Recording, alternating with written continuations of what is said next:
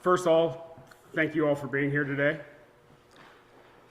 As we share important details regarding the settlement agreement between the Village of East Palestine and Norfolk Southern, as we approach the 2-year anniversary of the February 3rd, 2023 train derailment, this settlement marks both a step towards closure and a turning point in our community's ongoing recovery and revitalization. Nearly a year ago, the Village of Norfolk Southern began discussions on a potential settlement of all claims. To ensure a fair and transparent process, we engaged an independent third-party mediator to facilitate the negotiations. This effort resulted in the agreement in principle, which was reviewed and approved by the Village Council at its January 27th, 2025 meeting. Let me be clear. This settlement is between the Village of East Palestine and Norfolk Southern alone. It resolves specific claims made on behalf of the village as an Ohio municipality under its village charter. What this settlement is not, it is not part of the class action lawsuit in any way. It does not impact individual class action settlement payments in any way. The village was not party to the class action lawsuit, and this agreement is entirely separate. This is also not part of the United States DOJ lawsuit or the State of Ohio lawsuit. What this settlement means for East Palestine. As part of the agreement, Norfolk Southern will provide the village with $22 million that belong to our community and will be used to strengthen our future as determined by the Village Council.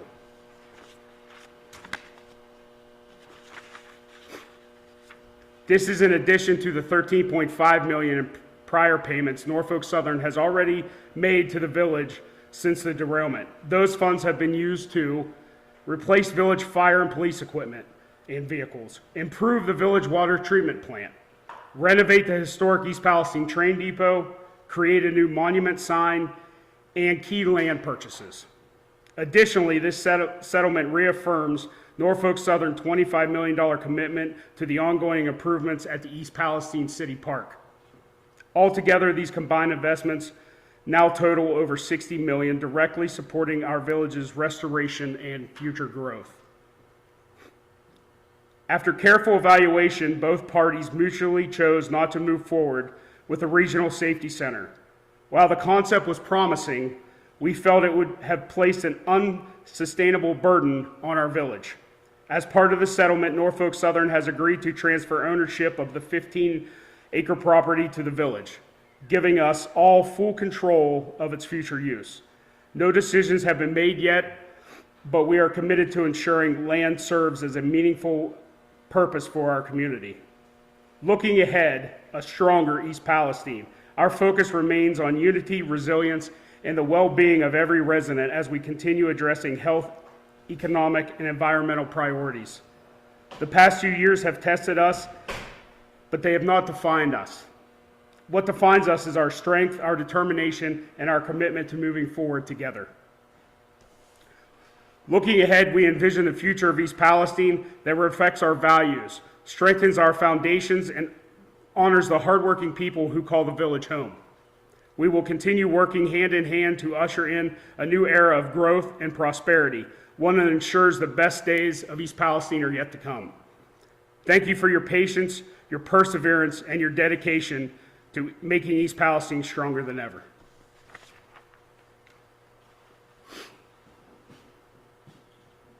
Thank you. First question came in from WKBN. How will the mayor's announcement impact the community? This announcement provides the clarity on the direction we are taking as a village. This is an opportunity for our future to evaluate our priorities, ensure that these resources are used, and to address ongoing community needs and impacts and concerns. There were several similar questions regarding the Safety Training Center. This particular one was from the Youngstown Business Journal. Why was the training center scrapped as being unfeasible? And as it was supposed to bring economic development to the community, what other areas are on the table to bring more patrons for East Palestine businesses? This was a very hard decision I want to start out with. After careful evaluation, as part of the settlement, we have chosen not to move forward with the regional training center. While the concept was very promising, we felt it would place an unsustainable burden on the village of 4,700 people. We are in constant contact, and we have been working with an economic development consultant who has numerous projects in the works that are aimed at economic development.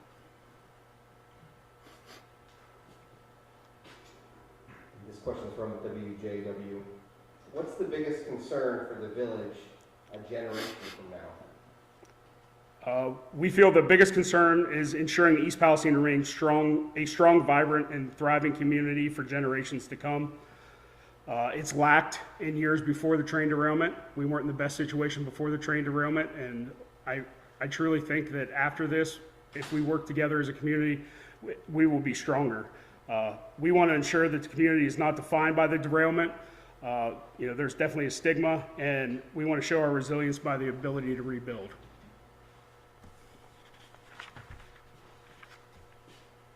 At this time, I'll open it up to media questions.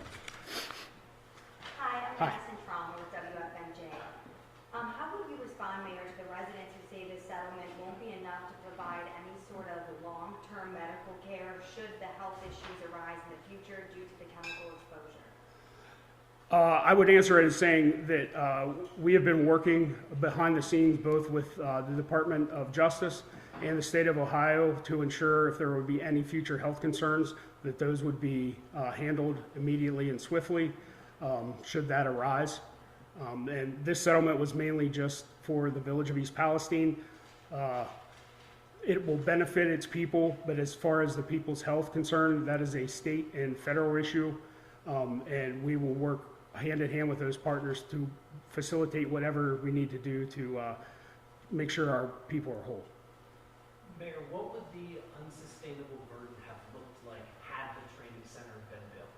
We are only a town of 4,700 people. Our budget is small. It would have been hard to facilitate the operation as a small village.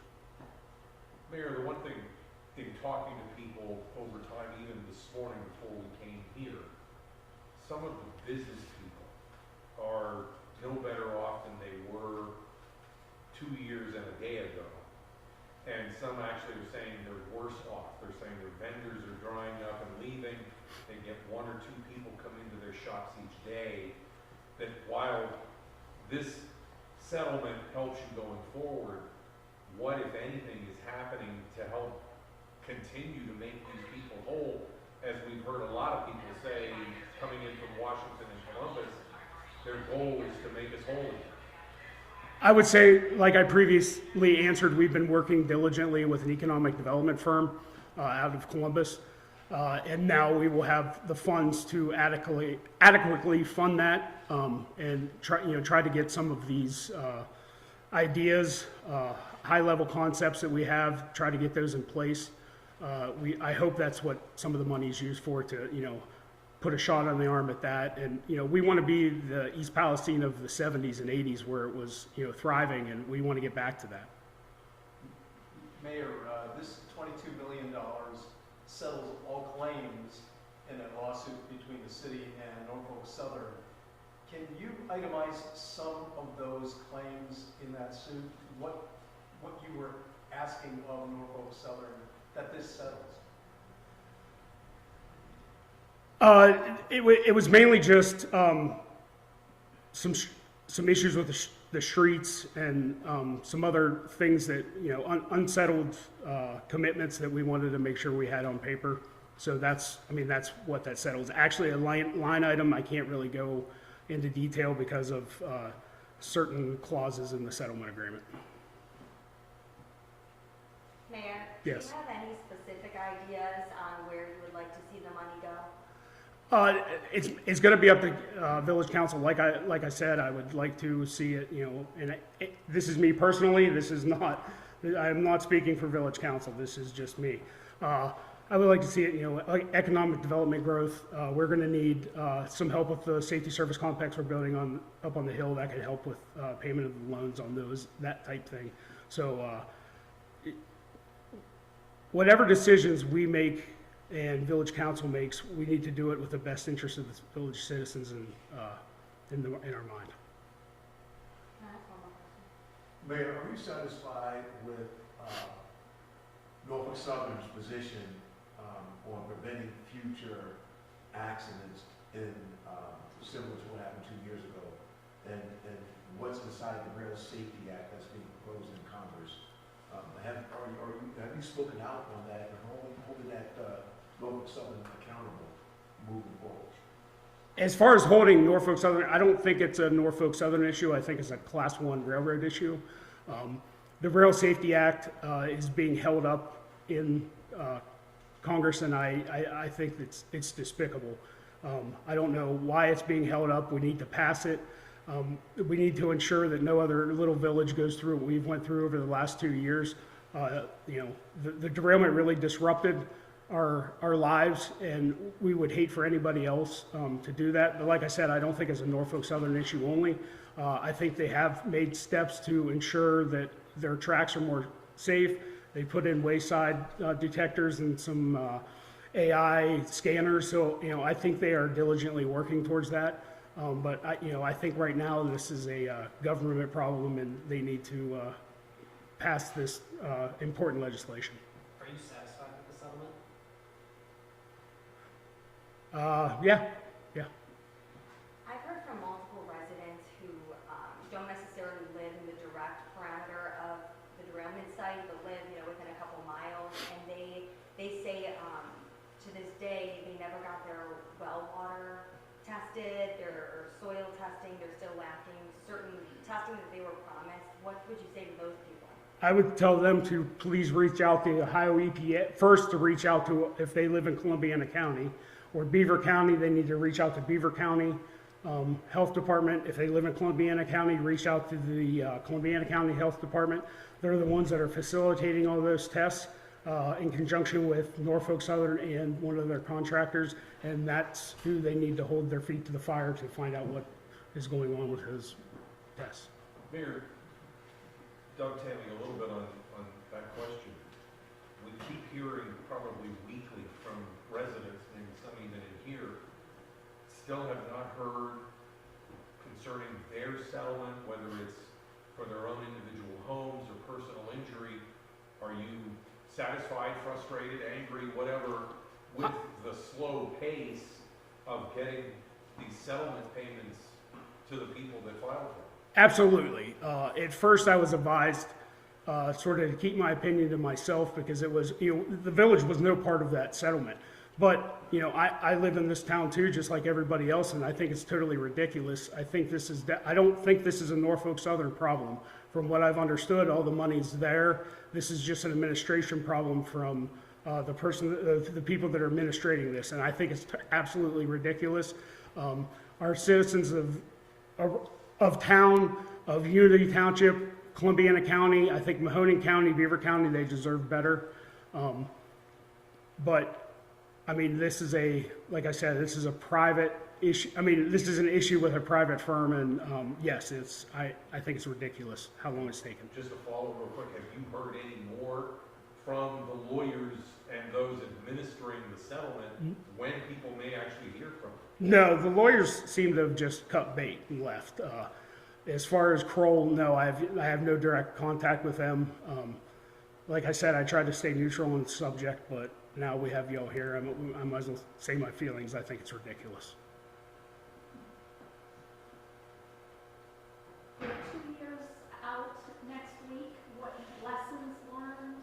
What things have disappointed you in how all this has happened, and what things have gone the way you're happy the way that it's happened? This is going to sound a little bit hypocritical because some of the invitations I've got to speak at different places, but it turned into political real fast, and I wish we would have, now looking back, I wish we would have kept that out and just, I really tried at the first couple of years. I've had some chances to go speak to different organizations, and that is the one thing. Also, I personally feel responsible for the lack of communication in the first days of the train derailment.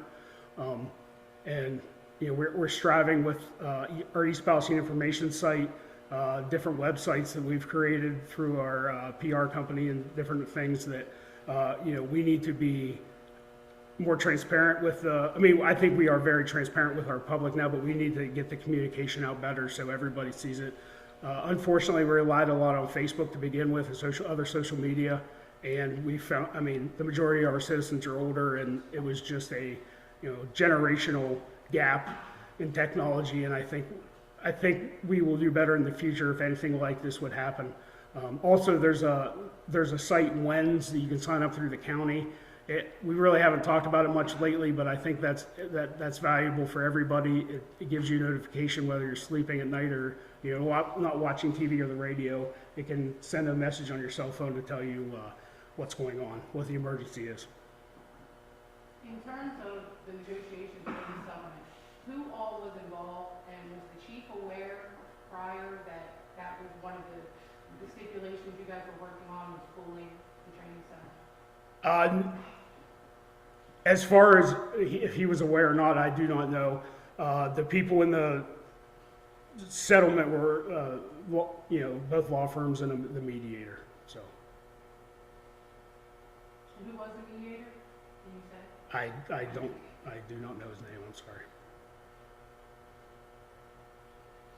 Are you yourself personally satisfied with all of the results of all the testing of the soil and air and water that have been done in the past year this past? I personally am, yes. I know there are people in the community that have concerns. I know it seems like there's a lot of different people coming in and a lot of different testing, and we've tried to put everything together and do as get as much as a look in the future. I'm a father and a husband first before I'm the mayor, and I have concerns about what the future could hold, but I think anybody would. I definitely think that we will be covered if anything would happen. I don't foresee anything happening, but you just never know. If we pushed ourselves out a year from now, looking at the third anniversary as we're looking at the second, or the fourth, 2 years from now, what do you see as improvements between now and the third anniversary, or say the fourth or the fifth? I would hope by then we know what direction we're going as far as the economical developments in the village. I would hope by then that we will have the long-term health plan out and people can realize what we have been doing behind the scenes. We have to put the finishing touches on that. So I would hope that would be out and people can see that we do care and that we aren't just, sitting on our hands and letting it fly by without our input. I would hope that the DOJ settled, the Rail Act's passed, and people can sleep at night. I know there is a bunch of people in town with PTSD, when they hear the trains and go by that, and I would hope that we can assure that the government is going to do everything they can to stop any tragedies like this happening again. But between now and then, it may be a matter of waiting for things to fall into place. Yeah, we're doing our best. We want to do it right. We want to make sure that, we don't rush into something and make the wrong decision for the village. Following this press conference on the settlement, will you be allowing an opportunity for residents to ask their own questions? Yes, at some point, I think we need to have, excuse me, some type of, maybe not necessarily have a town hall it seems like those turn into a disaster every time we've had one of them. And I understand there's people frustrated. I've been frustrated. And I definitely think we need to have either put it on our website, have people submit what they think, some of those funds could be used for. We have to make sure that this money lasts, and we want to make sure that we do the best we can to make sure the village sustains itself. And, we have a village in 50 years. They're still in East Palestine.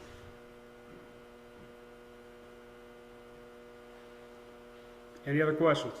Mayor, since the derailment, obviously there's been a glaring and deep divide in the city. There's been a fracture. As the mayor and as a village, how are you guys bridging that gap and making sure everybody's heard and everybody's concerns are addressed? we try to have an open door policy. It's been hard with some of the, some of the events that have happened and people's different thought processes on, the way we handle the situation. From the beginning, every decision we've made with the residents in mind. And I think we need to definitely get back to the, we always had division. Every town has division in it, but it's probably one of its all-time lows now, and we just have to ensure to the residents and prove to the residents that we have their best interest. What's the status of the park? Right now, the weather is the big concern. Next steps are getting the courts paved, and then destruction of the old courts and the starting on the building of the swimming pool. While we're on that subject, I just want to make something clear. I did in council, but I want to say it here while we have you all here. The reason the pool shut down, it was a safety issue with leakage around the electrical equipment that's transpired this year, and it's gotten worse. So that's why we shut the pool down. It has nothing to do with, not having a heater or, trying to expedite the park project. It was just, that's what we needed to do to keep everybody safe, so. Is there going to be an opportunity for residents to weigh in on how they would like to see the settlement money spent before council votes on it? Yes and no. I mean, we'll try to do something where, like I said, they can put questions in and, ultimately council is who they elected to spend the money. But I mean, everybody, we're open to definitely hearing how, the money should be spent, but we also don't want to just go spend it and next year not have anything. We want the money to last and, help us with future endeavors that we have down the road. So, I mean, this is a great thing financially that's come to the village, and we need to exhaust all efforts to make sure that it's sustainable.